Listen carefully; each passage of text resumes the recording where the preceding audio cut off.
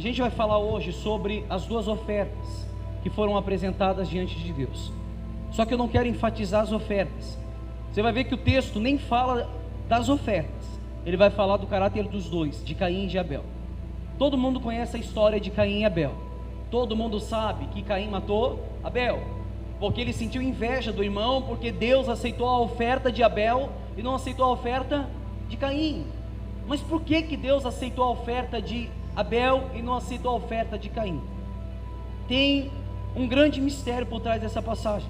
Se a gente for olhar pela lógica, e como nós pregávamos na quinta-feira, que Deus, quando Ele quer chamar alguém, e nós sabemos que chega um momento que o povo cansa, como nós falávamos na quinta-feira, o povo cansa de fato, de verdade, como era no passado, que cansaram de apresentar a Deus os seus animais em cima do altar, de queimar o incenso no incensário. Deus mesmo falava: o dinheiro de vocês não compraram cana aromática para mim, mas isso não é o que eu estou preocupado. Deus estava preocupado que, além de o povo ter se cansado de oferecer em cima do altar o sacrifício, ainda o povo estava em pecado, na iniquidade. Deus falava assim: não importa isso do sacrifício, o problema é que vocês estão em pecado. O problema é que o pecado está tomando conta de vocês, e além de vocês não querer oferecer para mim algo, vocês ainda querem continuar no desejo do coração de vocês. Infelizmente, isso é uma oferta, a oferta do altar. E como a gente sempre fala e olhamos para Romanos capítulo 12, a oferta de hoje em dia, que Romanos 12 ele fala do culto racional que nós apresentamos a Deus, é a nossa vida piedosa, é as nossas orações, o nosso jejum. Então, quando nós falarmos de oferta aqui, não está falando de dinheiro, está falando da nossa vida piedosa, da vida que nós apresentamos a Deus, da vida espiritual, da nossa vida íntima com Ele, do nosso quarto secreto, das nossas orações escondidas, das vezes que se colocamos diante de Deus, se é que se colocamos escondido. O que nós temos pedido? Quais são as palavras que proferem da nossa boca? A Bíblia mesmo diz: pedis e não recebeis, porque pedis mal. O homem pede mal, meu Deus. Como eu sempre falo, o homem não tem de fato condição de pedir alguma coisa, porque a Bíblia mesmo diz: tu estás na terra, e Ele está onde? No céu. O Senhor está no seu santo templo, cale-se toda a terra diante dEle. O homem tem que permanecer calado quando o Senhor está no seu santo templo. Agora, as minhas orações, pastor, tem que ser voltado para quê? O problema é que muita gente ora enfatizando alguma coisa para o seu próprio eu, para o seu querer, meu Deus. Por isso que as orações são corrompidas e muitas das vezes não passa nem do teto para cima. O teto se torna um obstáculo da oração dela. Deus não aceita. Não é que Deus, ou como diz a palavra em Daniel, que o príncipe da Pérsia estava impedindo que a oração do povo se achegasse a ele. É porque o povo está pedindo mal mesmo. O povo não está sabendo falar com o seu Deus. As palavras que são proferidas da boca do povo é tudo em prol do seu interesse. Ó Deus, olha para mim, eu não aguento mais, a minha vida está toda destruída, eu preciso que o Senhor abra a porta do emprego, eu preciso que o Senhor restaure o meu casamento. Mas a vida espiritual da pessoa está toda destruída. O primeiro ato do cristão é ter que observar a sua vida piedosa. Como eu sempre falo, um homem piedoso, um homem espiritual, que tem intimidade com Deus, ele não se abala por nada nessa terra. Agora, se você não estiver bem com Deus, meu amigo, qualquer coisa que acontece com você do lado de fora, você desiste. Por isso que Davi, ele falava, Salmo 121, eleva os meus olhos para os montes, de onde me virá o meu socorro? O meu socorro vem do Senhor que criou os céus e a terra, vem dele. Davi não estava se apoiando na força do seu braço, não estava se apoiando no seu exército. Ele falava: eleva os meus olhos para os montes. Por que para os montes? Os montes são as coisas mais altas da terra. Davi estava olhando para as coisas mais altas. Ele estava falando: o meu socorro vem daquilo que vem lá do alto. Amém? Davi confiava em Deus. Davi, quando os inimigos entraram na casa de Davi e tomaram os despojos dele, roubaram a família, levaram a esposa em cativo, levaram os filhos em cativo, destruiu a tenda, destruiu a casa deles. Davi, quando ele chegou e viu tudo destruído e queimado com fogo, a primeira reação de Davi, sabe qual foi? Se colocar diante de Deus, foi consultar o Senhor. Persigo eu os meus inimigos. Deus falou o quê? Persegue, Davi, persegue que você vai alcançar. Lá Davi persegue e alcança os inimigos. E se Davi olhasse, meu Deus, tudo destruído, eu vou atrás dos meus inimigos para matá-lo. Ele primeiro consultou a quem? Consultou a Deus. Tudo que nós fizemos, primeiramente temos que consultar a Deus. Por isso que muitas das coisas dão errado na vida de muitos cristãos, porque ele faz na força do seu braço, ele não consulta a Deus, ele não consulta o Senhor. Amém? Mas o que eu quero enfatizar hoje é as ofertas, a vida dos dois, de Caim e Abel, praticamente os primeiros habitantes da terra. Diz assim Gênesis capítulo 4, versículo 1. Gênesis 4, versículo 1. Coabitou o homem com Eva, sua mulher. Esta concebeu e deu à luz a Caim. Então disse: adquiri um varão com auxílio do Senhor. Depois deu à luz a Abel, seu irmão. Abel foi pastor de ovelhas, e Caim, lavrador da terra. Aconteceu que no fim de um tempo trouxe Caim do fruto da terra uma oferta ao Senhor. Abel, por sua vez, trouxe das primícias do seu rebanho e da gordura destes. Olha só, presta muita atenção que aqui está o segredo. Agradou-se o Senhor de Abel e de sua oferta, ao passo que de Caim e de sua oferta não se agradou. Irou-se, pois, sobremaneira Caim, e descaiu-lhe o seu semblante. Então lhe disse o Senhor: por que andas irado? E por que descaiu o teu semblante? Se procederes bem, não é certo que serás aceito? Se todavia procederes mal, eis que o pecado jaz à porta. O seu desejo será contra ti, mas a ti cumpre dominá-lo. Tentando entender esse texto referente às ofertas, a gente pode compreender uma coisa na linha teológica. Por que Deus ele aceitou a oferta de Abel e não aceitou a oferta de Caim? Alguns pastores, alguns teólogos, eles enfatizam que a oferta de Caim não foi aceita, porque quando Adão e Eva pecam lá no paraíso, a Bíblia diz que a terra foi amaldiçoada, por causa do pecado do homem. E Caim, como ele era lavrador da terra, todo fruto que saía da terra era maldito, era amaldiçoado, porque a terra foi amaldiçoada. E as primícias das gorduras das ovelhas de Abel não. Segundo a linha teológica de alguns pastores dizem isso. Agora, não é isso que o texto está explicando. Todos os dois apresentaram uma excelente oferta. Você pode ver que quando Abel ele vai apresentar o animal, ele apresenta o primeiro, o melhor. Ele apresenta o sacrifício perfeito. Se nós olharmos também pela linha teológica, por que Deus aceitaria a oferta de Abel? Porque Abel apresentou um cordeiro e derramou seu sangue naquele sacrifício, e a lei manda que todo cordeiro que está sendo entregue a sacrifício, é necessário que haja derramamento de sangue para o perdão de pecados. Mas não é isso que o texto está falando. Caim também apresentou a Deus as suas excelências.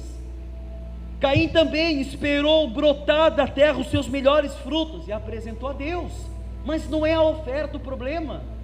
Como não era o sacrifício o problema juntamente com Deus, era o pecado. Você vai ver que Deus não atende a oração ou a oferta de Caim por causa do pecado, porque ele era mau. Diz assim, vou ler de novo, versículo 4, versículo 3, perdão, 4:3. Aconteceu que no fim de uns tempos trouxe Caim do fruto da terra uma oferta ao Senhor. Abel, por sua vez, trouxe das primícias do seu rebanho e da gordura desse. Agora, agradou-se o Senhor de quem? De Abel, da pessoa. Primeiro veio a pessoa, depois veio a oferta. Olha que interessante, primeiramente Deus se agradou do homem, para depois olhar a sua oferta. Interessante que o homem hoje, quando está nos átrios de Deus, Deus não vai olhar exclusivamente a oração que é feita no templo. Deus não vai olhar primeiramente a oração que é feita no altar. Deus não vai olhar o jejum que você saiu de casa hoje para estar na igreja, para estar santificado. Primeiramente Deus vai olhar para a pessoa. Ele vai olhar para dentro de você.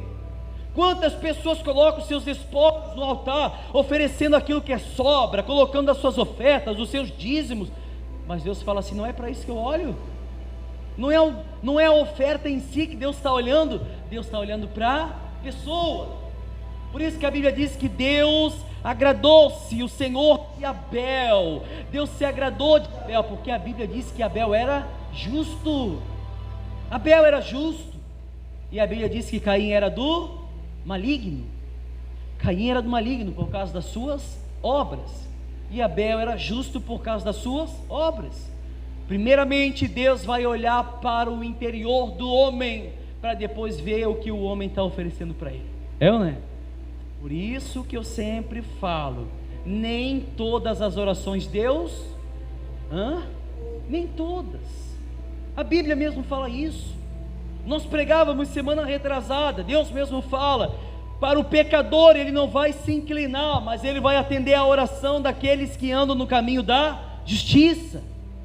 Deus não se atende, ou não se inclina, ou seus ouvidos não estão abertos para a oração de pecadores, meu Deus, do homem do pecado, do homem que tem dentro de si desejo, iniquidade, todos os dias, toda hora, o seu coração é voltado para a perversidade. Não, Deus não vai ouvir esse. A própria palavra de Deus fala isso. Toda vez que você apresentar uma oração, uma coisa simples, que no mundo espiritual ele tem muito efeito, você vai oferecer a Deus uma oração. Lembre-se que primeiramente, antes de ele ouvir a sua oração, ele vai olhar para dentro de vocês. Ele vai olhar para o seu interior. Será que realmente o que ele está fazendo aqui é o que ele lá fora? Será que na mesma intensidade que ele ora na frente desse altar, que ele levanta as mãos dele na frente desse altar, será que com o mesmo desejo que ele demonstra, ele berra, ele grita, ele dá glória a Deus, ele faz tudo isso na igreja, será que ele faz isso em casa? Mesma coisa? Ei, pessoal, será que você ora do jeito que você ora aqui em casa? Hein? Tem muita gente que não. Tem muita gente que não. Tem gente que é igual o fariseu hipócrita, que ora alto nas esquinas para ser visto pelos homens. A própria palavra fala isso. Tem gente que ora alto nas esquinas. Não estou falando que você não deve orar alto. Eu estou falando que tem aquelas pessoas que oram, mas em casa não fazem o mesmo. Apresentam somente no templo as suas missas, mas em casa não são belos cristãos, não são homens piedosos, não trazem para si a doutrina apostólica. Não. Ele quer que Deus se atenda para as suas ofertas, mas mal sabe ele que primeiramente Deus vai olhar para onde? Para dentro do nosso coração. Amém? Então por que Deus recusou a oferta de Caim? Porque Caim era do maligno. As ofertas eram excelentes. Quantas pessoas oram bonito? Né? Quantas pessoas oram bonito? Mas Deus não olha para a boniteza das palavras, não. Deus olha para a sinceridade do... O que é que o fariseu fazia no templo? Senhor, eu sou digno da tua misericórdia, eu dizimo toda vez, eu oro todo dia, eu jejuo 3 vezes na semana, eu não sou como esse publicano pecador. E o publicano do outro lado fazia o quê? Batia no peito: Senhor, tem misericórdia de mim, porque eu não sou merecedor da tua graça, eu não sou merecedor da tua misericórdia. Jesus, juntamente com os discípulos, olhavam para os dois por meio de parábola e falava: quem que vocês acham que saíram justificados dessa oração? O fariseu ou o publicano? O homem voltado para o pecado, que se arrependia, batia no peito e falava: meu Deus, eu não mereço isso, eu não mereço a tua glória, eu não mereço a tua graça. Agora vem cá, o ladrão da cruz. Por que o ladrão da cruz foi salvo? Ah, pastor, ele era um homem cheio de pecado, roubava, matava, sei lá o que ele fez. Ele foi salvo. Sabe por que ele foi salvo?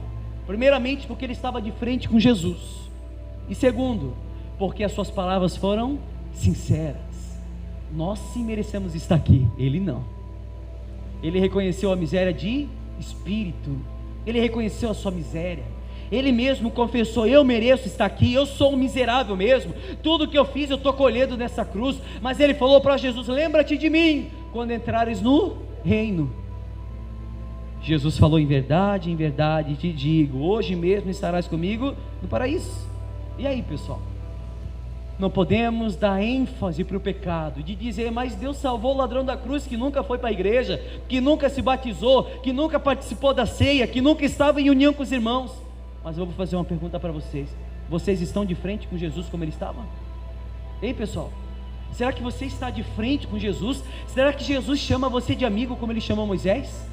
Será que Deus, quando ele vê Moisés em cima do monte, e quando Moisés falava assim: Senhor, revela-te a mim, e Deus se revelou para ele, Deus apareceu para ele, por mais que ele não conseguiu enxergar, porque a glória de Deus era muito grande. Deus chama Moisés de amigo. Moisés ansiou em conhecer a quem? Em conhecer a Deus. Será que Jesus está de frente com você, pessoal? Pastor, aí já pegou no meu ponto fraco, né? Esse é o problema. A gente quer oferecer as nossas ofertas, né? A gente quer oferecer as nossas orações, mas a gente quer oferecer a Deus um coração totalmente voltado para o pecado. Acaso pode a casa dividida subsistir, pessoal? Andarão dois juntos se não estiver em concordância? Sim ou não? Sabe quando que o Espírito Santo vai fazer morada no coração? Não, com toda certeza, não parte do homem, porque ninguém pode resistir ao Espírito Santo. Amém? Ninguém pode. Antes de nós entrarmos nesse salão, nós e um grupo de pessoas esfregamos as paredes, limpamos o salão inteiro, deixamos o salão limpo para poder entrar. Nós não iríamos entrar na sujeira. Agora imagine o Espírito Santo. Será que ele entraria num coração cheio de iniquidade, pessoal? Claro que não.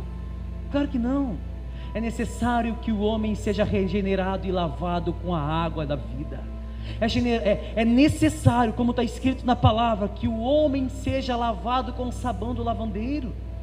É necessário que o homem seja purificado com essa água, o seu coração limpo de toda iniquidade, para que primeiramente Deus se agrade da gente, depois se agrade das nossas ofertas, das nossas orações.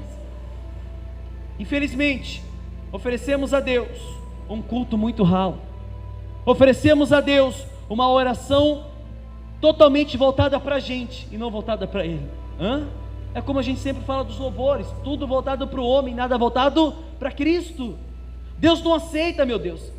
Afasta de mim o estrépito dos teus cânticos, que eu não ouvirei as melodias que saem da boca de vocês. Melodia voltada para o homem, canção voltada para o homem, Deus não vai ouvir não. Amém, pessoal?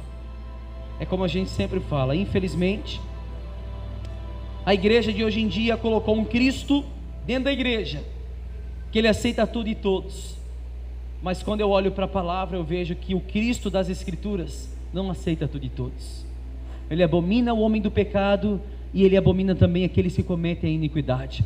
Tanto odeia o pecado como odeia o pecador, como está escrito em Salmos 5,5, Salmos 11,5, como está escrito em Romanos capítulo 9, como diz em Isaías 63, como diz em Salmos 11,5, toda a palavra fala isso. O problema é que a nossa mente está cauterizada para isso. Nós queremos aceitar aquele Deus que a igreja romana criou, um Deus de cabelos longos, um Jesus com seus olhos claros, bonito. Nem a palavra fala isso. Se você ler Isaías 53, a própria palavra diz que Jesus era feio, meu Deus, não havia beleza nele, o seu semblante era como um homem de trabalho, um homem que estava trabalhando afadigado. A Bíblia diz que o semblante de Cristo era um semblante de fadiga, ele era rejeitado por todos, a Bíblia diz, não havia beleza nele, para que não pudessem adorá-lo pela sua beleza. O Cristo que criaram nas igrejas é esse, que aceita tudo e todos da maneira que a gente é. Não. Nós pregamos esses dias atrás sobre o altar do incensário. Antes de Deus matar os dois filhos de Arão,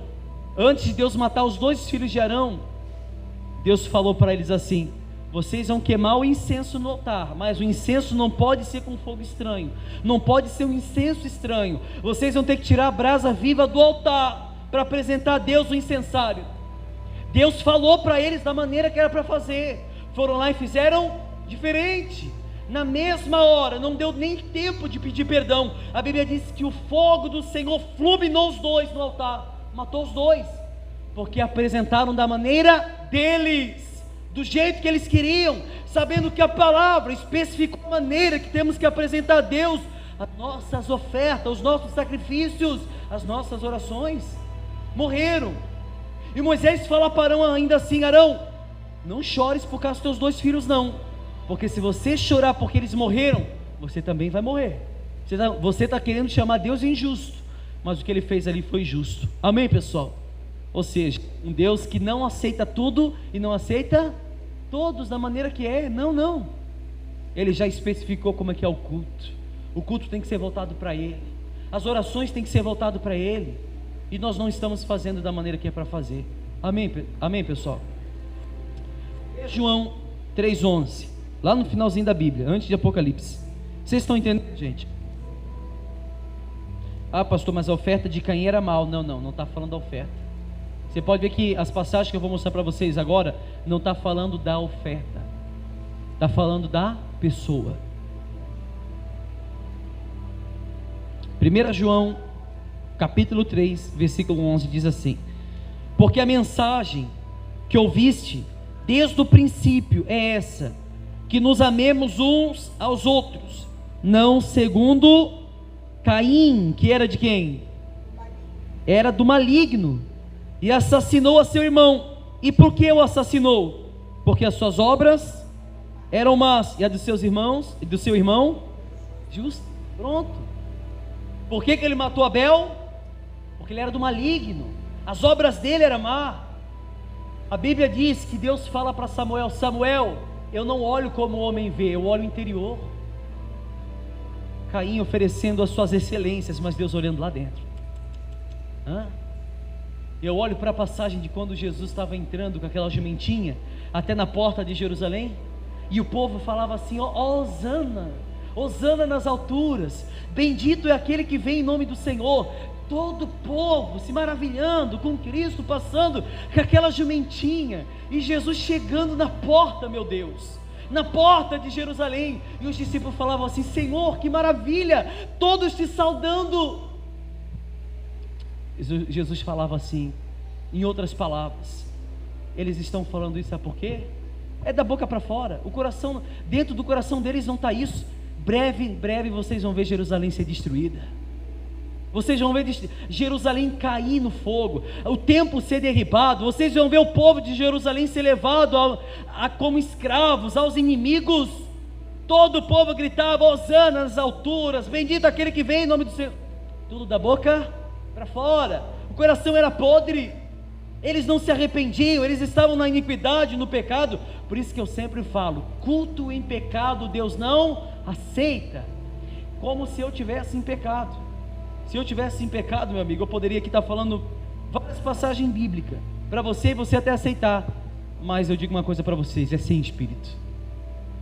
A Bíblia diz que o espírito é o que vivifica, o espírito, a carne para nada se aproveita. Volto a frisar um dia que eu estava numa igreja e manifestou um espírito, e o espírito falava que o familiar daquele rapaz que estava manifestado, ele era de uma igreja aí tradicional. E aí ele falava assim: quando o pastor daquela igreja ele sobe para subir o altar para pregar, quando ele sobe para fazer o culto, quem fala através da boca dele sou eu, o diabo falando.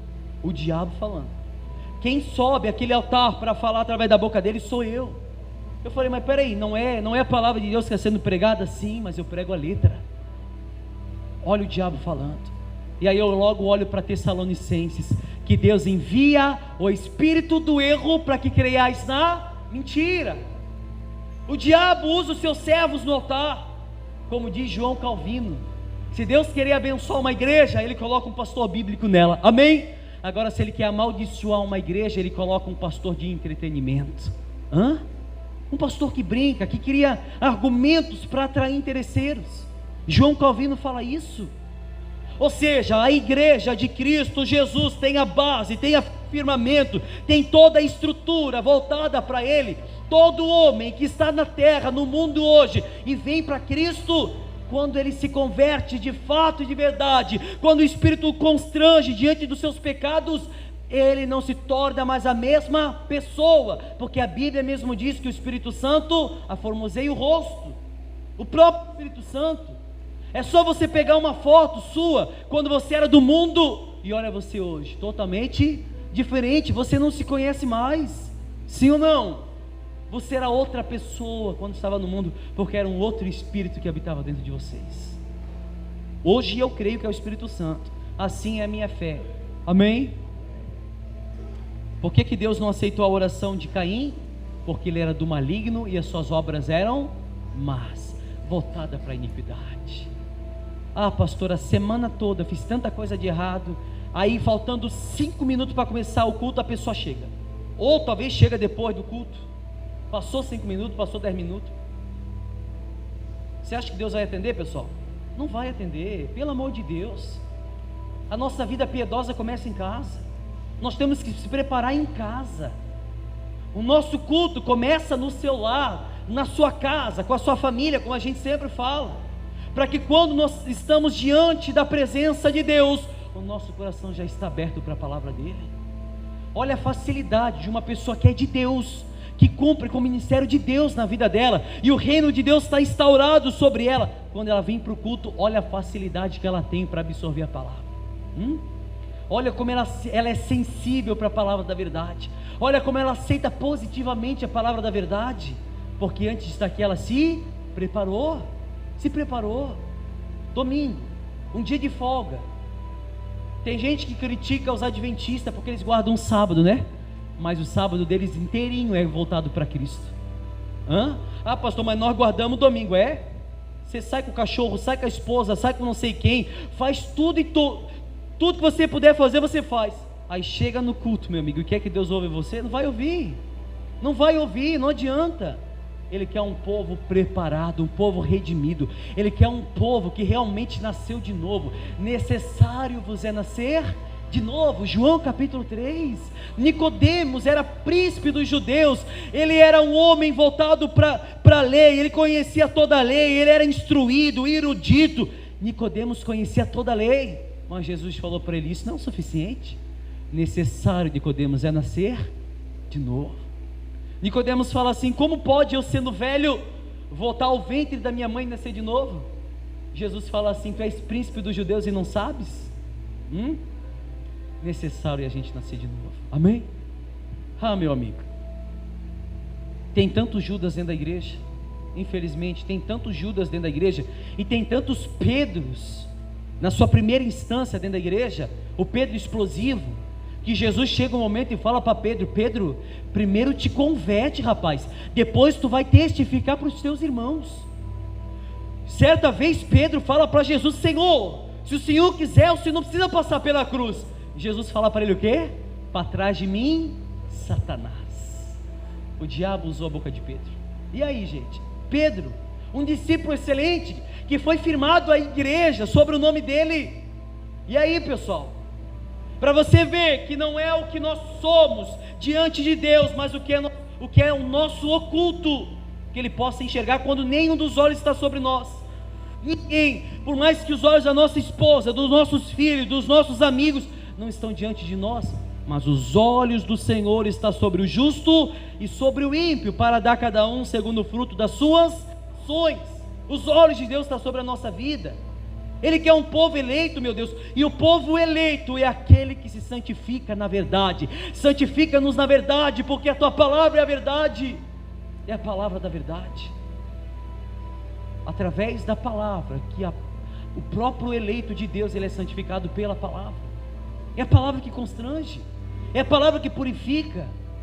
Por isso que diz a palavra: vós estáis limpo pela palavra que eu vos tenho pregado, pela palavra. Tudo é através da palavra, amém? Hebreus capítulo 11, versículo. Volta uns 2 livros, pessoal. É só voltar 2 livros. 4. Exemplos de fé extraídos do Antigo Testamento, os primeiros heróis. Abel, ele foi denominado como um herói. Pela fé, Abel ofereceu a Deus mais excelente sacrifício do que Caim. pelo qual obteve testemunho de ser justo, tendo a aprovação de Deus quanto às suas ofertas. Por meio dela também mesmo depois de morto ainda fala. A Bíblia diz que o sangue de Abel ainda ela clama na terra por justiça. O sangue de Abel ainda clama por justiça. A oferta de Abel foi uma oferta excelente. É o homem que ora com excelência diante de Deus. É o homem que quando, tem muitas das vezes, pessoal, que tem gente que não precisa nem abrir a boca para orar, as lágrimas que correm no rosto dele falam muito sobre ele. As lágrimas que correm no seu rosto são palavras sinceras que partem do coração por meio de lágrimas. Tem gente que não precisa abrir a boca diante de Deus. Como diz os historiadores, quando Leonardo Reverie orava, o céu se calava, a sua oração era sincera, ele se colocava diante de Deus, o inferno tremia, meu Deus, o inferno se abalava. Um homem de oração, que orava 8 horas por dia aproximadamente, e hoje nós oramos 5 minutos, já sentimos cansaço. Hoje, temos, como eu sempre falo, não dá nem para ficar falando sobre isso e a realidade. E como disse Charles Spurgeon, a reunião de oração não deveria ser chamado de reunião de oração, mas sim reunião dos remanescentes, porque ninguém quer orar, ninguém quer matar carne, é ou não é? Não é qualquer oração que Deus aceita, é uma oração excelente, é uma oração que parte do coração, uma oração sincera. A Bíblia diz que o povo voltava para ele falsamente, o povo não fazia a oração sincera, o povo queria buscar Deus pelo que ele podia oferecer, e Deus não aceitava isso, como ele não aceita hoje. A lei foi abolida, mas o caráter de Deus é o mesmo. Todas as 613 leis do Velho Testamento foi abolido, mas o mesmo Deus de Gênesis, antes da fundação do mundo, é o mesmo Deus que está sobre a nossa vida hoje. O mesmo Deus irado, o mesmo Deus que rejeita a oração, é o mesmo Deus que mata, é o mesmo Deus que dá vida, é o mesmo Deus que faz brotar água, é o mesmo Deus que acaba com tudo e acabou, é o mesmo Deus. Tudo pertence a Ele, amém, pessoal? Não depende do homem, diga graças a Deus. Para a gente encerrar, Mateus 5, 23. Se pois, ao trazeres ao altar a tua... Vocês estão cansados, gente? Vamos lá então. Se pois, ao trazeres ao altar a tua oferta, ali te lembrares de que teu irmão tem alguma coisa contra ti. Ele não está falando se você tem algo contra o teu irmão, ele está falando que se o teu irmão tem algo contra ti, deixa perante o altar a tua oferta, vai primeiro, reconcilia-te com teu irmão, e então voltando faze a tua oferta. Entra em acordo sem demora com o teu adversário, enquanto estás com ele a caminho, para que o adversário não te entregue ao juiz, o juiz ao oficial de justiça, e sejas recolhido à prisão. Em verdade te digo que não sairás dali enquanto não pagares o último centavo. Olha só que magnífico.